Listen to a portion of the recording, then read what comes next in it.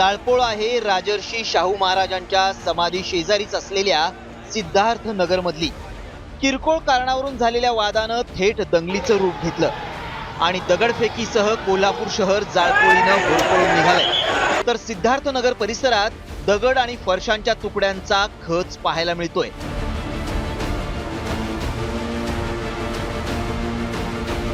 खरं तर कोल्हापुरातील सिद्धार्थ नगर परिसरात फुटबॉल क्लबच्या 31व्या वर्धापन दिनाचा फ्लेक्स लावला होता। एवढंच नाही तर लाइटिंग आणि साऊंड सिस्टम लावण्यात आली होती। त्याची स्थानिकांनी पोलिसात तक्रार केली। त्यानंतर पोलिसांनी साऊंड सिस्टमवर कारवाई केली आणि तिथूनच मध्यरात्री दंगलीची ठिणगी पडली। दगडफेकच नाही तर वाहनही पेटवून देण्यात आल्याची माहिती प्रत्यक्षदर्शींनी दिली आहे। आणि सर्व बहुजन समाज आम्ही एकत्र राहत होतो। आता हा मुस्लिम समाज पण आमच्या गल्लीमध्ये राहतो, त्यांची पण जवळजवळ नाहीतर 1000 ते 1200 लोकांची वस्ती आहे। तर आम्ही एकोप्यानं राहतो। पहिला असं कधी झालेलं नाही किंवा असा वाद निर्माणच झालेला नाही। ही पहिलीच गोष्ट आहे की अशी काल रात्री अचानक काय झालं काय समजलं नाही। हे काय आपल्यासनी वाटलं पण नव्हतं की अशी करतील किंवा काय करतील। डायरेक्ट 1000-1500 लोक डायरेक्ट आत घुसलीत आतपर्यंत। काय ओळखीचे चेहरे होते या ठिकाणी? ओळखीचे ते आपण काही रोज एकत्र जे दिसल ती अशी डायरेक्ट आतच येत होती।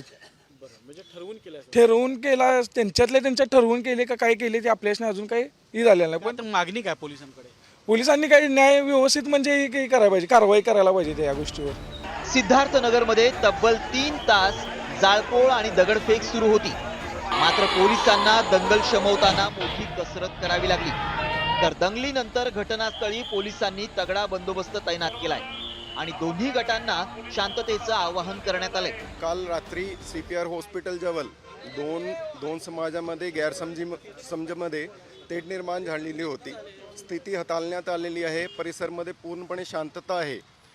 कालच स्थिती अंडर कंट्रोल होती आणि शांतता होती। आज पण सगळ्यांना आवाहन करतो की अफवाच्या वेळी पडू नये। पूर्णपणे शांतता आहे।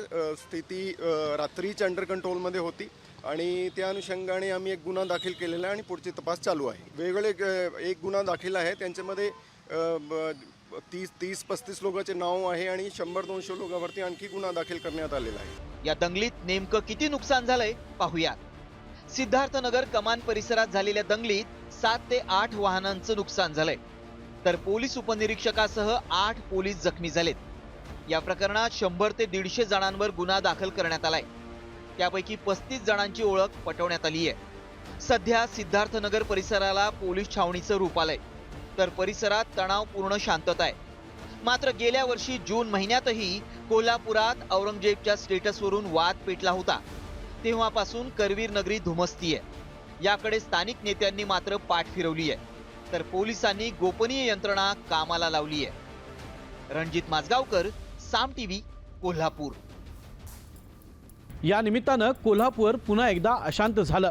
काही महिन्यांवर कोल्हापूर महानगरपालिकेची निवडणूक आहे, तर काही दिवसांवरच गणेश उत्सव येऊन ठेपलेला आहे। या सर्वांच्या पार्श्वभूमीवर कोल्हापूर कोणाला अशांत करायचा आहे का, हा प्रश्न या निमित्तानं समोर आलेला आहे। रणजित माजगावकर, साम टीव्ही, कोल्हापूर। आता isakal.com आहे देशातील नंबर 1 ची मराठी न्यूज वेबसाईट। प्रत्येक अपडेटसाठी isakal.com ला नक्की भेट द्या।